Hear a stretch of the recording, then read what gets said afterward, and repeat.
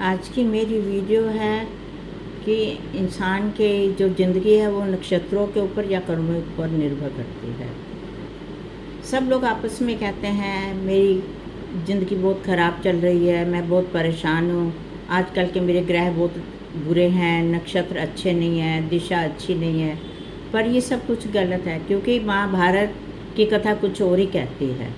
जैसा कि महाभारत की कथा में कहा गया है कि एक बार श्री कृष्ण भगवान जी दुर्योधन के दरबार में गए। वहाँ पर उन्होंने शांति का संदेश लेकर गए।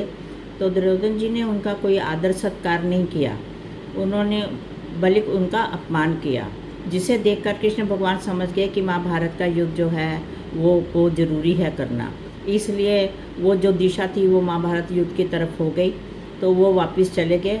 वापस जैसे गए तो उन्होंने महाभारत युद्ध के लिए तैयारी शुरू कर दी। उधर धृतराष्ट्र ने सोचा कि ये महाभारत के युद्ध में जो है वो किसकी जीत होगी, दुर्योधन की होगी या किसकी होगी। उसने अपने जो पंडितों वगैरह से सबको बुलाया और पूछा कि बताइए इसमें मेरे बेटे की जीत होगी या किसकी होगी।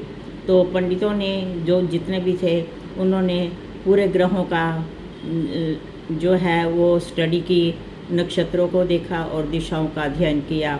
उन्होंने बोला कि इससे ये पता लगता है कि दुर्योधन की ही जीत होगी, उसी के पक्ष में ये युद्ध होगा। ये सुनकर धृतराष्ट्र जी बहुत खुश हुए, उनको लगा अच्छी बात है। तो जैसे ही युद्ध शुरू हुआ, महायुद्ध शुरू हुआ, तो उसके बाद कुछ दिन के बाद ये युद्ध का जो दिशा थी वो बोड़ खा गई। जो ये पक्ष जो था वो पांडवों की तरफ गया। इसलिए उन्होंने ये देखा कि ये तो गलत हो रहा है।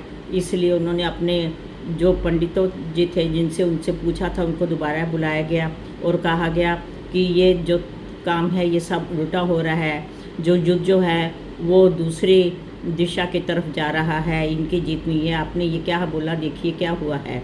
जब पंडितों ने दोबारा ये सब कुछ देखा तो उन्हें लगा कि कोई दिव्य शक्ति जो है वो इसकी ओर आकर्षित नहीं हो रही, दिशा चेंज हो रही है। तो उन्होंने बोला कोई दिव्य शक्ति ऐसी है जो दिशा को चेंज कर रही है, जिसमें इसकी दुर्योधन की हार हो रही है और पांडवों की जीत हो रही है।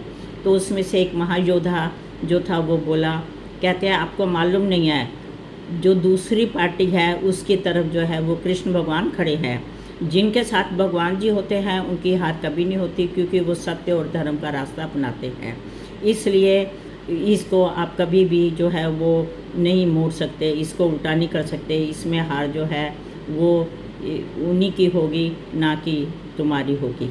इसलिए कहते हैं कि जो है हमें अच्छे कर्म करने चाहिए, क्योंकि पांडवों ने जो है वो अच्छे कर्म किए, अच्छा फल मिला, धार्मिक जो थे रास्ते पे चले हैं।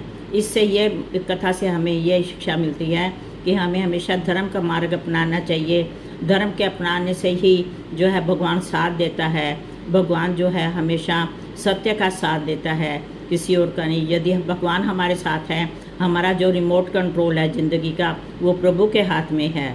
यदि हम अच्छे कार्य करेंगे, अच्छा सब कुछ करेंगे, तो हमारा कोई कुछ नहीं बिगाड़ सकता। हमेशा हमारे साथ अच्छा ही होगा, उसके रिज़ल्ट भी अच्छा ही होंगे। इस प्रकार इसका अंत यही है कि अच्छा करो और अच्छे फल को भोगो, उसके लिए अच्छे फल की इंतज़ार करो। जय जय श्री राधे कृष्णा, जय जय श्री राधे कृष्णा।